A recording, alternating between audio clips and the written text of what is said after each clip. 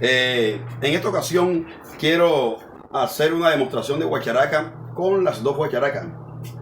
Esta que es conocida como el güiro o la güira, originalmente para tocar en orquesta, y esta se le conoce como la guacharaca vallenata. Y quiero que usted mismo califique cuál de los dos instrumentos se escucha mejor. La guacharaca de caña a estilo guaracha.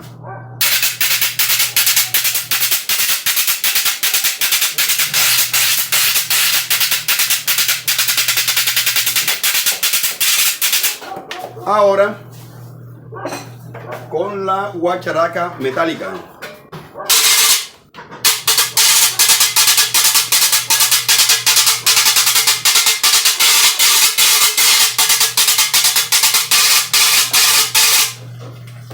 Bueno, usted puede calificar cuál de los dos instrumentos o cuál de las dos dan el mejor sonido. Esta se utiliza para tocar al aire libre, en conciertos, etc. Esta se usa para participar en los festivales vallenatos y también para grabación.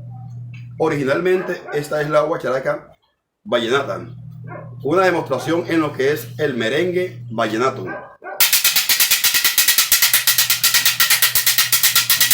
Puya. Ahora con la guacharaca metálica, merengue.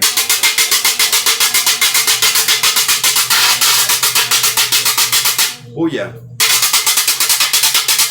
El güiro, o sea, este guacharaca se agarra así.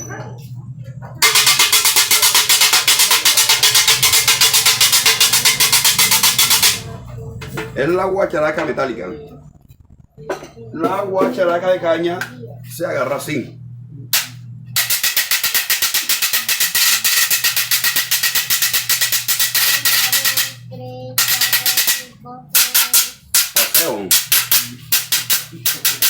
Bueno, Dios les bendiga, que estén bien.